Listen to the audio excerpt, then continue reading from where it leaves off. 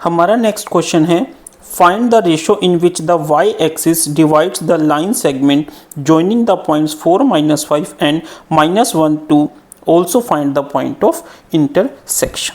देखिए स्टूडेंट्स कैसे करेंगे, वो क्या कह रहा है इसमें कि हमारे दो पॉइंट्स हैं, एक है ए, एक है बी। ठीक है, ए के कोऑर्डिनेट्स है 4 -5 और बी के कोऑर्डिनेट्स है -1 2।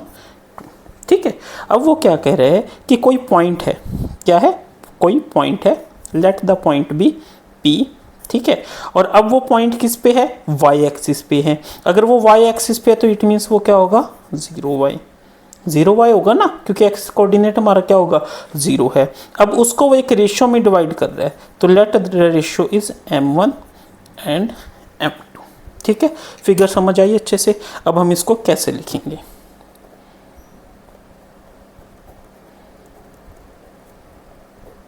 Late a point P on y axis which divides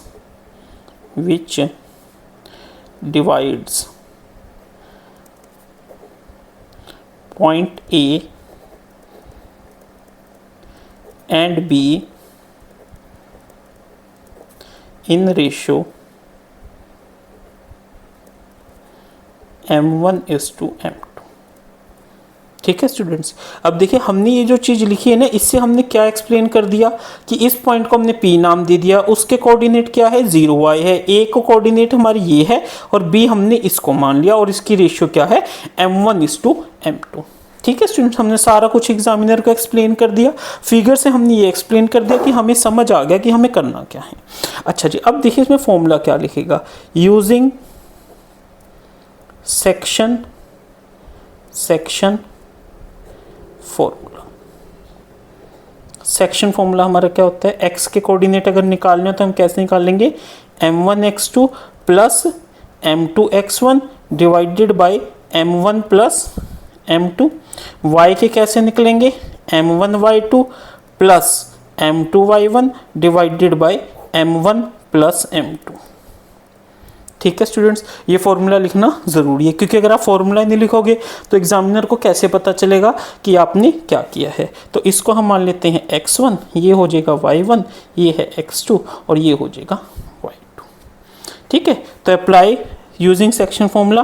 देखिए x कोऑर्डिनेट क्या है, x में 0, m1 कितना है नहीं पता, x2 कितना है -1 प्लस m2 कितना है नहीं पता, x1 कितना है 4 divided by m1 plus m2। इसको इधर ले जाइए, 0 into m1 plus m2 is equal to, ये क्या हो जाएगा, -m1 प्लस 4m2। तो ये क्या हो जाएगा, 0 equal to -m1 plus 4m2। समझ आया स्टूडेंट्स, m1 को इधर ले आइए तो क्या हो जाएगा, m1 is equal to 4m2। अब देखिए स्टूडेंट्स, काफ़ी बच्चे इसमें क्या गलती करते हैं, जब भी हमें रेशो फाइंड आउट करनी है तो हमें m1/m2 फाइंड आउट करना है। तो m2 को इधर ले आइए, m1/m2 इज इक्वल टू 4/1। तो रिक्वायर्ड रेशियो क्या आ जाएगी, 4:1।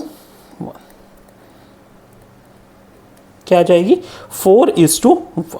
काफ़ी बच्चे अगर आपने इसको 1:4 कर दिया तो ये क्या हो जाएगा, गलत हो जाएगा। ठीक है, क्योंकि हमने जो रेशियो मानी है वो m1 m2 मानी है, तो हमें उसी के अकॉर्डिंग लिखना है। तो रेशियो क्या आ जाएगी हमारी, 4:1। बट अब वो क्या कह रहा है कि हमें क्या बताना है, पॉइंट ऑफ इंटरसेक्शन भी बताना है। ठीक है, तो y में पुट करो। ठीक है, y किसके इक्वल है, y is equal to m1 कितना आया 4, y2 2 प्लस m2 कितना है 1, y1 -5 divided by m1 plus m2। तो y कितना आ जाएगा, 8 - 5/5 3/5। ठीक है, तो y क्या आ गया हमारा 3/5। ठीक है, तो हमें क्या पूछा है, therefore the point of intersection is